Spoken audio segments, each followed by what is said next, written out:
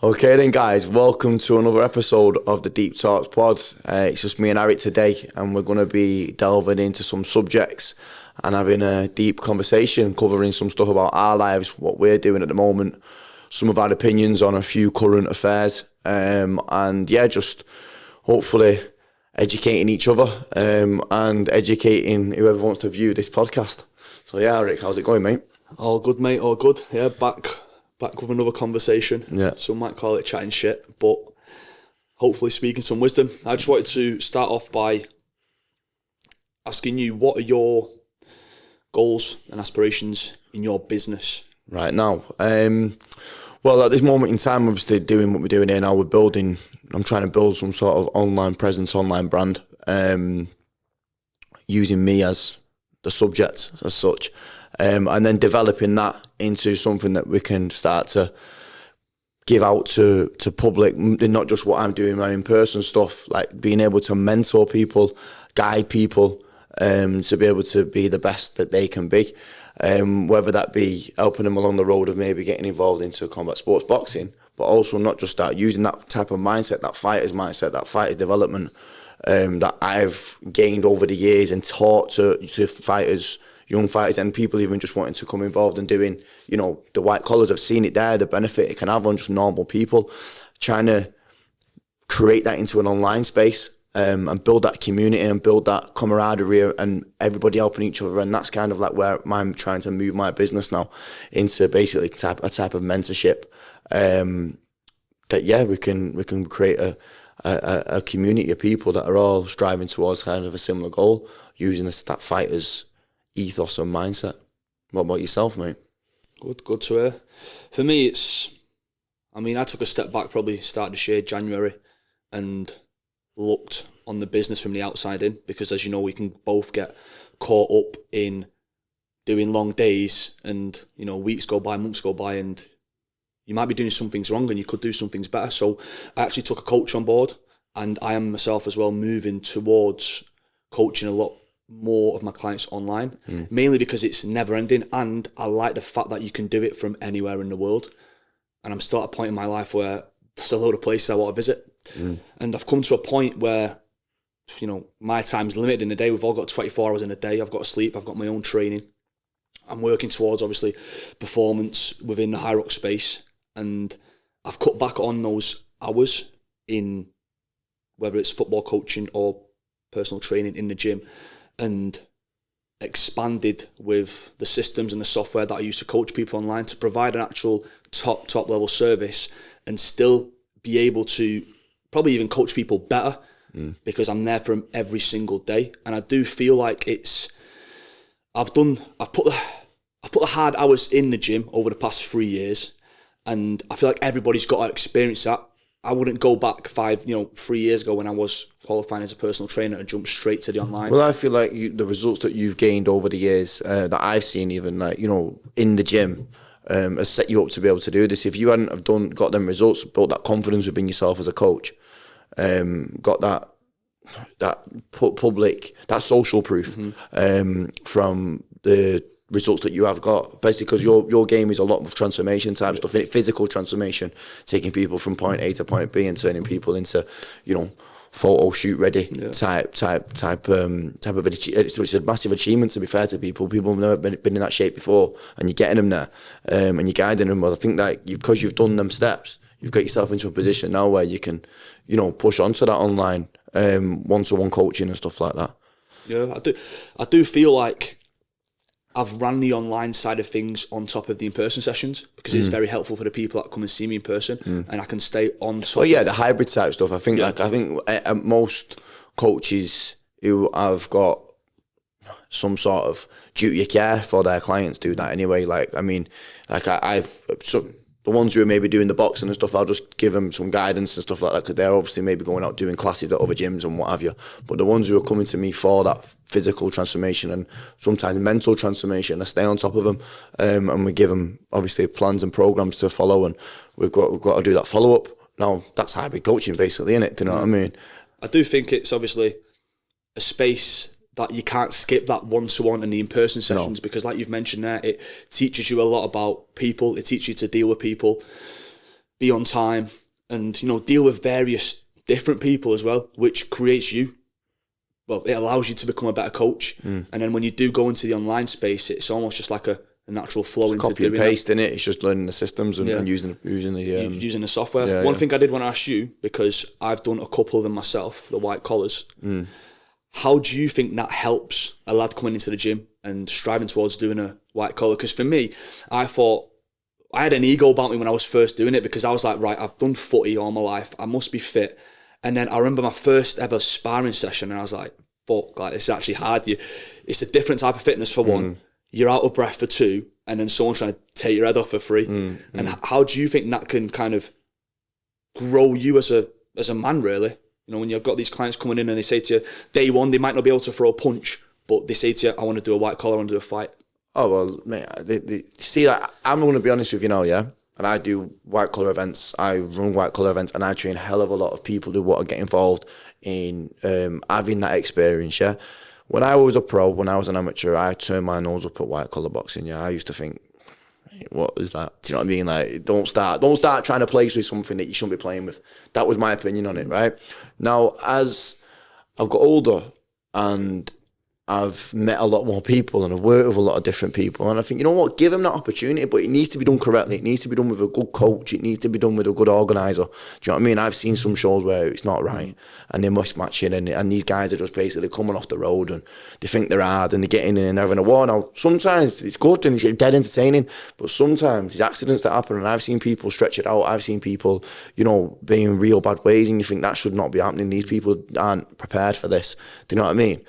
So that's very important. But with that is there, and that's, you've already got that. It's one of the best experiences you can have. It's one of the hardest things you can ever do. Test yourself like that, 1,000,000%. So what that does for you going forwards as a person, it gives you that self-belief, it gives you that self-confidence. It's not going to make you the hardest man in the room, no, but it's going to make you, or woman, it's going to make you a more well-rounded person, because you've had an ego check, you've been hit in the nose, you've come back from it. Yeah, you had to get yourself super fit, and like you're saying there, you was already super fit, and how hard you found that fitness, because it's so much more demanding in the fact of there's an anxiety to it.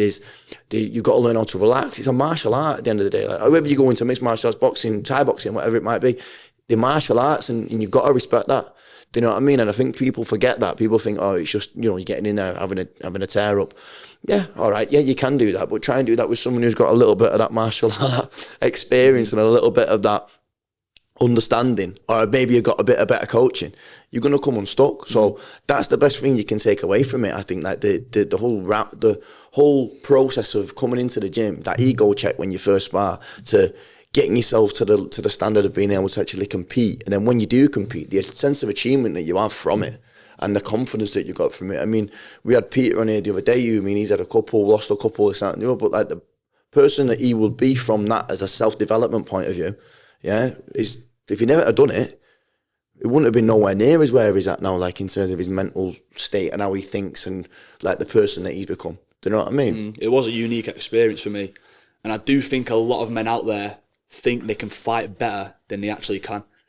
Especially when you're watching the UFC and you're watching, you know, the pro boxing fights. They're like that. That's like the pinnacle of boxing. And then, you know, you see people. Well, it's like when you're a kid in it. TV. It's like when you're a kid in it and you watch, like, say, some Jackie Chan film or some like Jet Li film, and next minute you're jumping around the house like you can do it. In reality, you can't. And that's the thing about watching boxing on the TV. You watch boxing on the telly, you're not seeing, unless you're maybe watching that with someone who knows boxing and they can tell you the little intricacies that the people are doing in that boxing ring at that high level. You ain't got a clue. You're watching it as a fan. Just watch it, enjoy it. Don't start thinking that, unless you're going to go out there and have a go and test yourself and learn and this, that, and the other. That's why you see these keyboard warriors talking about boxing, and they have no idea what they're talking about. Do you know what I mean? I say the exact same thing about footy as well. Like when you're watching a footy game, he's pinging a 50-yard pass. Majority of the population, just standard people, don't understand how hard that is to do. Like 9 times out of 10, like Trent's pinging a ball across the pitch when he's playing for Liverpool, when he used to play for Liverpool, now he's at Real Madrid, and people are like, yeah, that's easy, I could do that. When you actually go and try it, it's like, it's actually fucking difficult. That's how good that's the level they've reached. That's the time and effort that he's put into learning that skill, though, isn't it? Yeah. Do you know what I mean? And that's something obviously that we then have used in our expertise of understanding that in our sporting background. Emphasise to the people that we work with without putting that time and effort in and the reps in. And all right, yeah, I might not become world class at whatever you're doing, whether that's, lifting, doing a bench press or whatever. But if you don't put the time and effort in, you're not going to build the technique. You're not going to get stronger. You're not going to increase your muscle mass. You're not going to do all these different things that you might be looking for.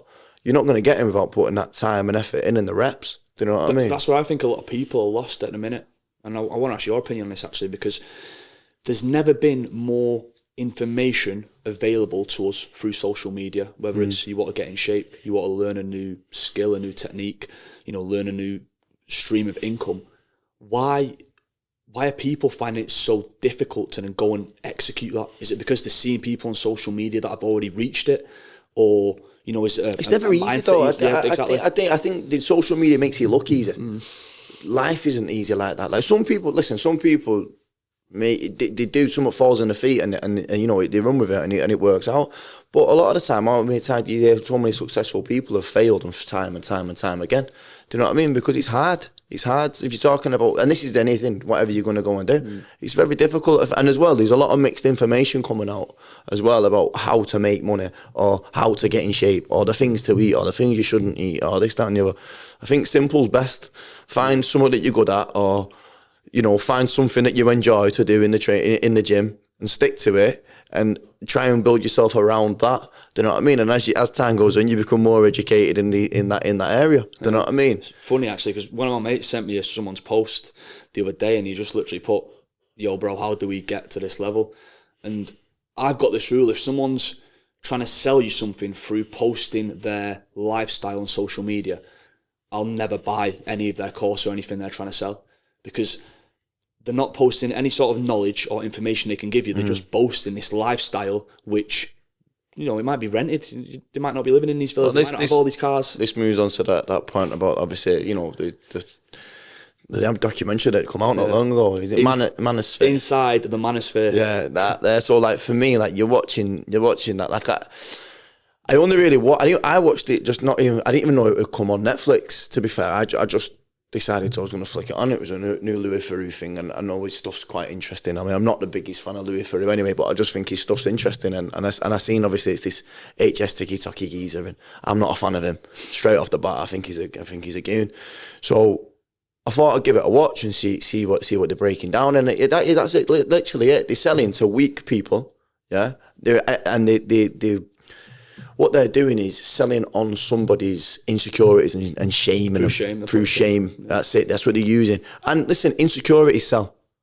Don't ever forget that. That's one of the biggest selling things. But that's because it's a weak person to do that, for me as well. Even to do it as well, and all on that front, like looking at their insecurity, especially the way that they do it. It's like, oh, you're not a man. You've got no money.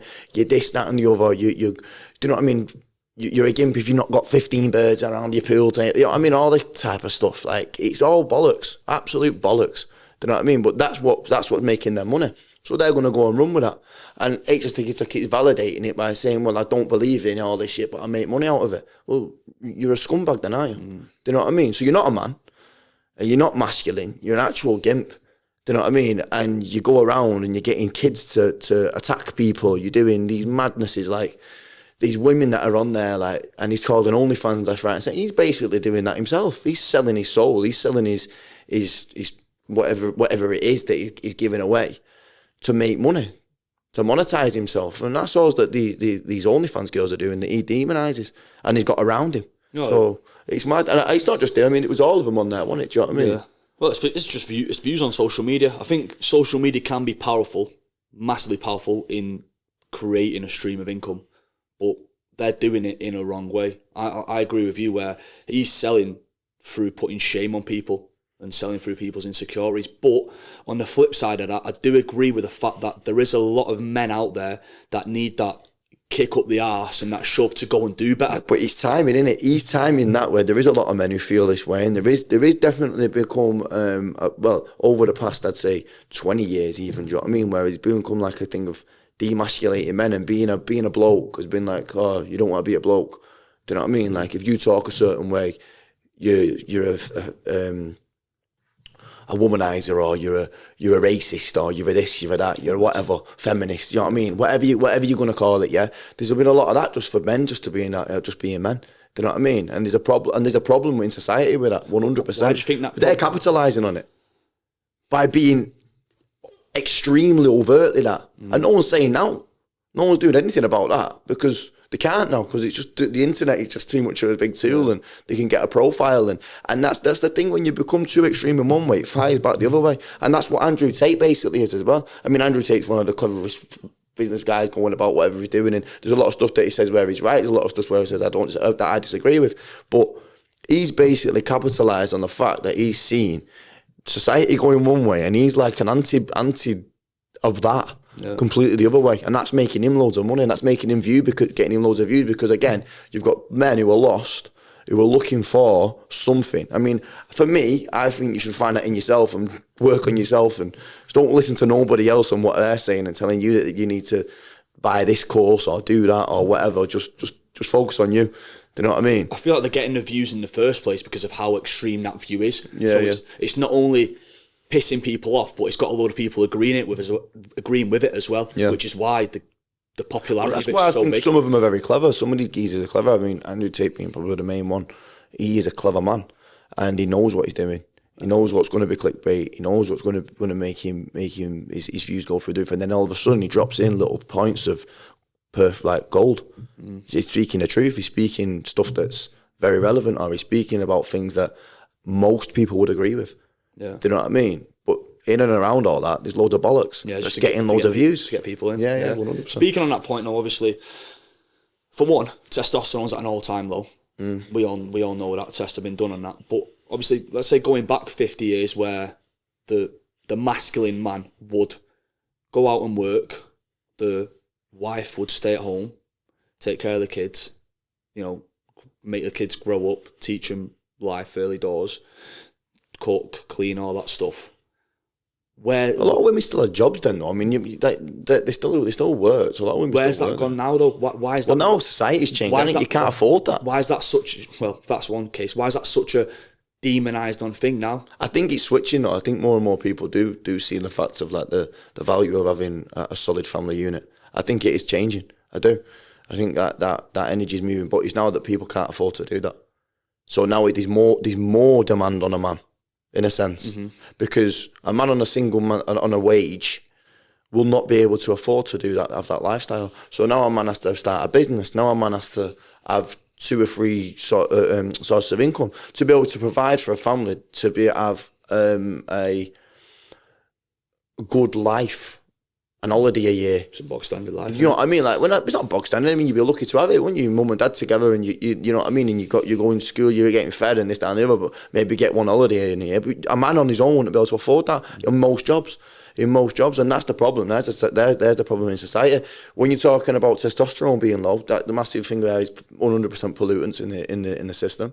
In the food. Yeah, not food, water. When you start doing your research into this, it's all been by design. Do you know what I mean? Switching how our mindset was, even towards like birth control, all that stuff for years and years and years. There's so many different things why that is a case. And then I also do think, like maybe the way that we live our lives as well, a little bit more, maybe it's higher stress. I don't know. I mean, more people are killing themselves than ever before. So clearly there's a lot of stress going on there, anxiety and things like that. That has a detrimental effect on your testosterone as a man. Control's a massive part of it as well, because a man who's low on testosterone is much easier controlled. Because a man that's got high testosterone will rebel against rules.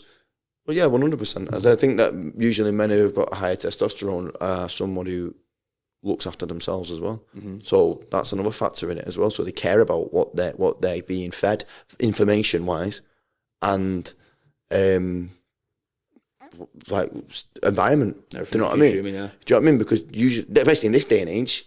Well, it's not because if you didn't care, you'd have probably have low testosterone because you'd eat shit. Yeah. You wouldn't do much. Do you know what I mean? Like you'd just be accepting all the shit that's coming at you information wise. Yeah. Do you know what I mean? And you probably, as a byproduct of that, end up with low testosterone. Do you know what I mean? And that is the case. The way that the world is right now. What would you advise a man right now to do to better themselves? Not just fitness in general, life, business, work. What would your number one thing be where they've got to start? It depends on where you are, What's doesn't the it? It foundation depends to it? on where that guy's coming from. But let's say a guy's coming from say like our we'd be involved is get out and have a fucking run, mate. Get out and run if you can. Run, do something, mate. Pick up a weight, do something, move physically, because that releases a different type of endorphin that makes you feel good. That gets you going. That's and then it's a habit. Then you got to build a habit. Do you know what I mean? And that habit is hard because you do that once, you feel great. Oh, job done. It's not done. That's just nothing. It's a drop in the ocean. It's you've got to go and go again and again, and that's it. That's just got to be your life. That's a way of life. I do. Do you know what I mean? Yeah. And then that instills so many other things. Confidence. It instills like discipline. It instills all these different things that everyone talks about. But it just starts at that, and then it build the habits. So I'd say from where we're coming from and our expertise, I'd say that's a changer in it. It rolls into everything else, doesn't it? Do you know what I mean? It floods into other areas. Yeah, of course it does. I say it time and time again. When I properly got into fitness, training, taking care of myself, taking care of what I eat, that then opened up so many different doors and pathways in my life in terms of more money coming in, different, businesses, different ventures in my life, all stems back to literally going to the gym and eating properly. Which when I look back at it, I'm like, wow, there's nothing else I can't pick something out from the past and go, that's what it was, other than literally training, going to the gym, eating and taking care of myself. And that's opened all these pathways which are doors in my life. 100%, definitely. I mean, I remember when I've not done that as well. When I stopped boxing, I kind of got into my head that like, all right, that's it now. I can get fat, and I did. I'm not lying. Like I genuinely did. Like it was because my head was where it was at the time, and I thought, right, well, I've done this since I was 9 years old, and that my whole thing was just to win fights and be the best fighter I could be, and that was my reason for being fit. Really, I wouldn't say I was an athlete. I had to be an athlete to do what I did. Do you know what I mean? I was a fighter. Do you know what I mean? And that was what I was. So then when that was removed, I had to reevaluate everything. But for a period of time, I remember one day thinking, wow, you're a parcel. And it didn't feel nice. And that was the kind of like a bit of a turning point where I was like, right, I need to start doing some physical activity again. But it took me ages to find my way within that. Do you know what I mean? What I wanted to do, how I wanted to train, what I try and push myself towards these goals, like big things like obviously what you're doing there, trying to be that athlete mindset. I've lost that. I'm not gonna pretend. I'm not gonna pretend I've lost that. That thing to be the best at something. I had to give that up in my mind due to the fact of what I went through mentally, because I'd lost that such a big part of my life, which was fighting, which was being a fighter, that identity, and I had to reevaluate that quickly, or else my head would have fallen off. Then I couldn't get that back. Nothing will fire me up the same. And I tried, I've done things, tried to go on, I've achieved them. Did I enjoy doing it the same? No. Did I train the same? No. Did I have that fire in my belly? No, it's gone. But I can accept that. But that doesn't mean that I don't train. That doesn't mean that I don't keep myself fit. I don't have little goals, mini goals going forward. Trying to maybe get my best bench 1RM, which I got a couple of weeks ago. Trying to, improve my 5K time from where it is now to where it's going to be in 5 weeks. Just little things like that. You don't have to do it. It's not. Or you don't have to overcome or be the best at something. Or if you just want to get better at being you, that's the key. Do you know what I mean? What are you benching now? 125. Yes. Have you seen that? For a tall dwarf. Have you seen that Apex challenge? Apex athlete challenge. No. So. Oh yes, I have. A sub 2 hour 50 marathon. Yeah. And then 110 kg bench for 10 reps. Yeah. In 24 hours. Yeah. Fucking mad. Yeah. I to be fair, I reckon you could get to that. Because you're a good runner. No. The running's the hardest one there. The 10, but the two married up. Yeah, but improving at the running will take weight off you. Yeah, benching, 100%. which is very, very 100%. difficult. And especially running at that speed for that long. I mean, that's a fast marathon. Yeah, that's a very fast marathon. One thing I wanted to ask you though on that boxing subject there, obviously, of the way you retired, which if people don't know, it was obviously through. Medical grounds, medical grounds. Something to it was the brain, the brain. Have you ever gotten over that in the sense of you can never go back to that because you didn't decide to step away from that. That was taken away from you. It was out of your control. I think as the older I've got, the easier it's got. Yeah, 100%. I used to think I was probably over it when I wasn't, and then I realised I wasn't. and just that kind of was like, right, well, yeah, this is just part of me now.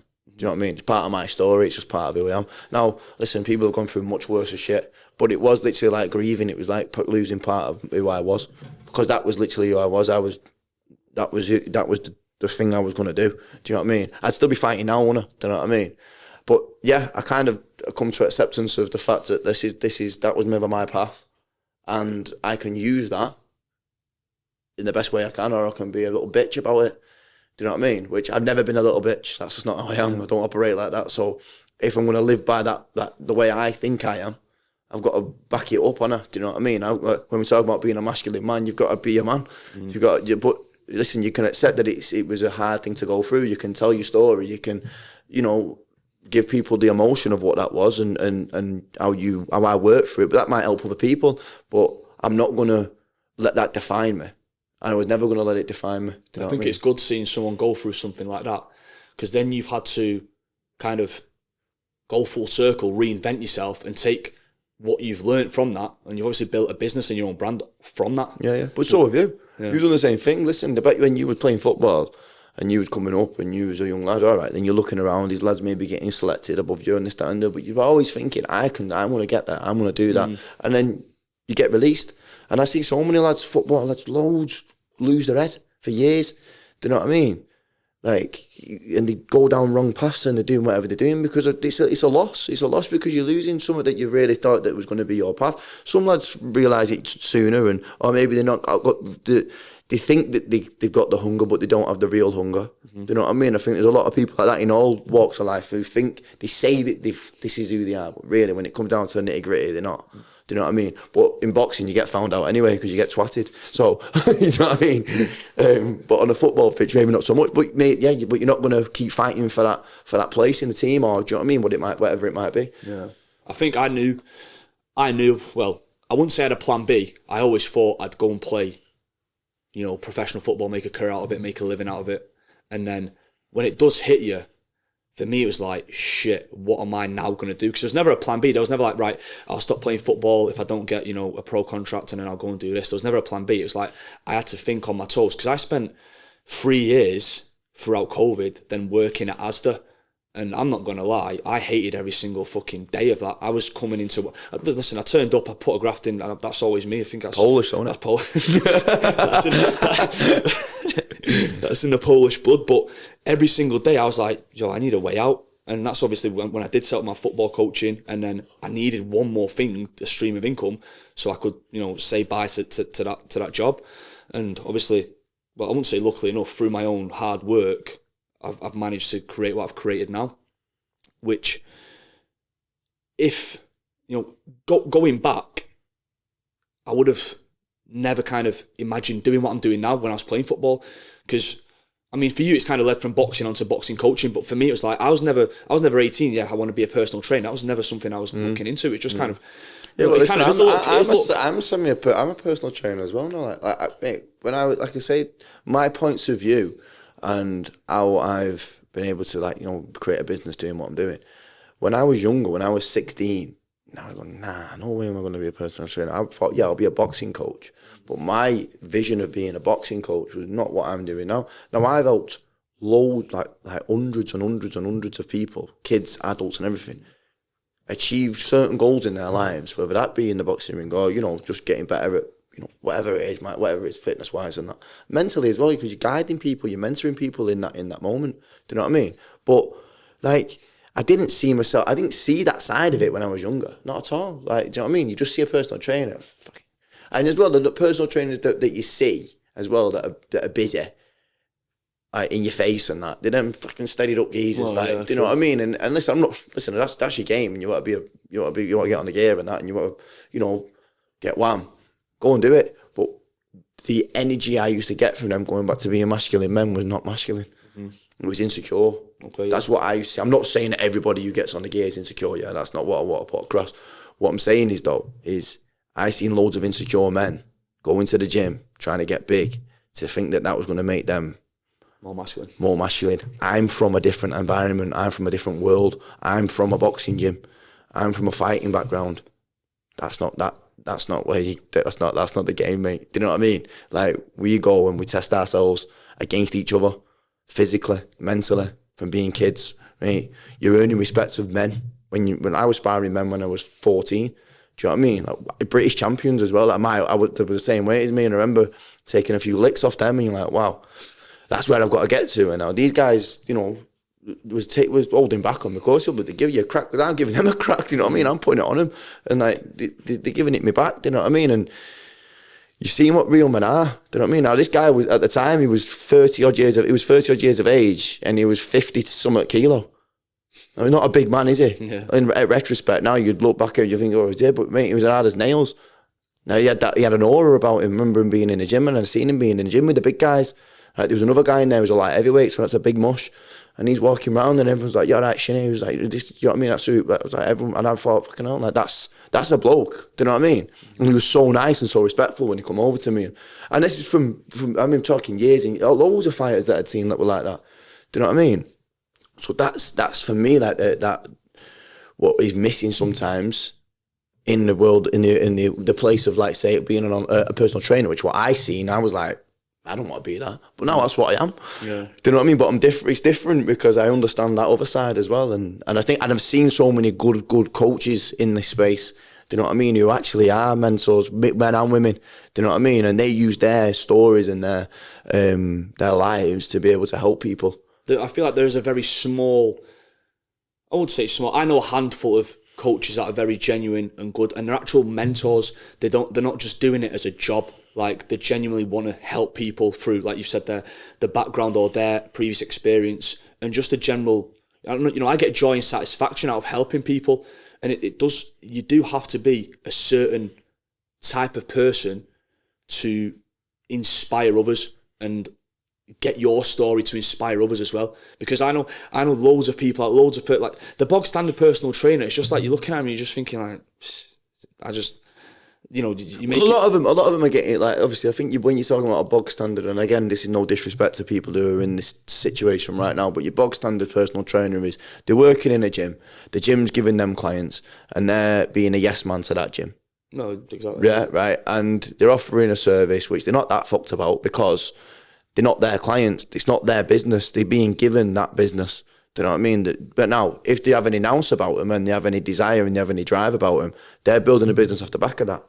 They're using that experience to be able to build clientele. They're taking themselves maybe to another gym and doing some classes. They're doing this, they're doing that, they're pushing themselves. And that's something I'd advise anyone who's getting into this business to do. Do you know what I mean? Do as many different avenues as you can, and work with as many different people in different places.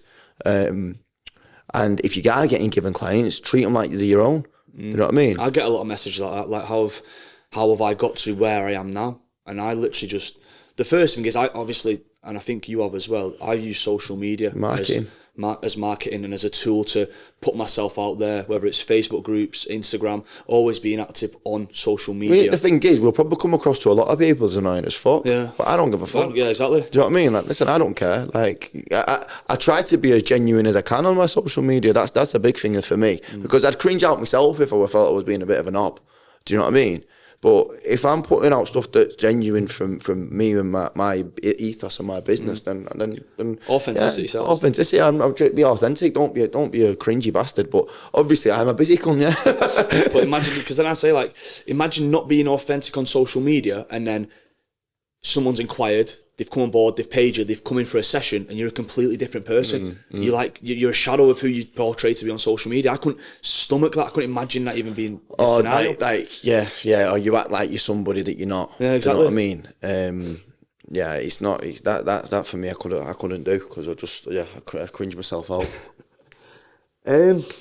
Obviously, moving on to kind of what I'm doing now with High Rocks. Before we get into that, what are you doing now with your training? And are you have you got holiday coming up, or is it just ticking over? I just always keep setting myself little mini goals, like, and then I just get to that point, and then I might have like a little reevaluation, and then I go again.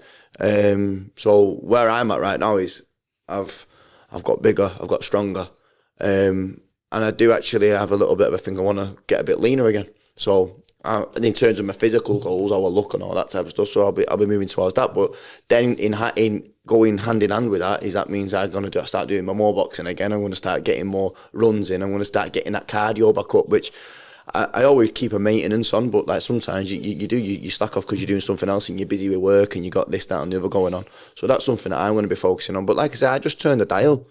That's how I do it. I'm always doing something because I know it's good for my mental. Like I said to you, when I got fat, like not fat, I'm fat, but I was fat for me. Do you know what I mean? And I remember feeling that it was that feeling of like, ooh, first time I'd ever felt it in my life. That feeling of being unfit. That feeling of being like, there's something not right here. Do you know what I mean? And I remember it was in COVID when I got fit again. Like when everyone got fatter, I got fitter. Do you know what I mean? I used that time to dial in and get fit, and then I ran a marathon, and that was it. Then I've had a couple of spells where I've not been doing enough, or been partying too much, or enjoying myself too much. But then I've dialed back in, and that's always I ever do. That's one. I speaking of, obviously when you said like obviously you not get fully fat, but you've put on some weight. I went to New York a couple of weeks ago, and when I was there, I ate whatever the fuck I wanted to, and the week after that, I was so low. So I wasn't depressed, but I was so like low on confidence. My skin went bad, and it just made me think. Like, well, I already know that, but it proved my point. Yeah, you did try your hardest though. You did a 10,000 calorie challenge, mate. Like it proved my point of how shit food makes you feel shit. It literally, mate, you could have documented that. It fucks your. You should have documented that genuinely, because that shows like, listen, like you've done that there. You've gone to the extreme of, you know, I'm gonna. In fact, you are a tap judo, because you've gone, right, I'm going to test myself to the amount of how much I can eat now. Just like, can you not just scran? Do you know what I mean? Like, you're going to do 10,000 calories in a day. Why? Just go and eat. Do you know what I mean? Right. So you've gone and done that, but you've you've just shot your body as well, because obviously you're used to, you know, being clean and trying to eat as whole foods and eat well. You've gone and shot your body and gone and done that, and you're seeing the side effects. You could have documented that. So someone who is used to eating like that, I'm not saying 10,000 calories a day, but let's say that type of shit, processed bollocks that's in like a lot of modern people's diets. Office people is the one that I hear a lot. So no offense again to office people, yeah, but listen, like some of your diets are shit. Yeah, you need to sort that out. Yeah, right. That hyper-processed bollocks, yeah, eating that, and then look what it's just done to you there. Yeah. You could have documented that and shown people. Like you're saying now, not just office people, but a lot of people that eat fast food and them ultra-processed foods, they don't even realise they're operating at about 50% of their human capacity. Less than. Probably even less than that. Less than, because what they've done is, because they're eating that shit, they're not training, yeah? They're just going down and down and down, and you ask them to... There's a stat for you. I think it's something like 25 or 27 or something like that. Maybe around that age anyway. I think it's something like most people, like 80% of people, will never sprint again. I knew you were going to say that. It might be more. It's something mad. Like, how will you never sprint again? It's like 90-odd%. Yeah, it's mental. Never sprint again in your life. That's a problem in society. That never sprint. That's what I mean. That people are walking. And I'm not on about even just running sprint. I mean any form of sprints. Like, they'll never do that again in their life. Like, come on. That's what I'm saying. You're young. People, the 27 is very young. People are walking this earth though, not even realising they're not operating at 100%. But they don't have whether it's the knowledge or the resources or even the mental willpower to change that. Yeah, but I think a lot of people are being numbed, aren't they? And that's what we're talking about. Again, your environment and your what's coming at you, like social media wise, what's coming at you media wise, the world as it is right now. A lot of it is about suppression, and you're being numbed into being that state of consciousness. Do you know what I mean?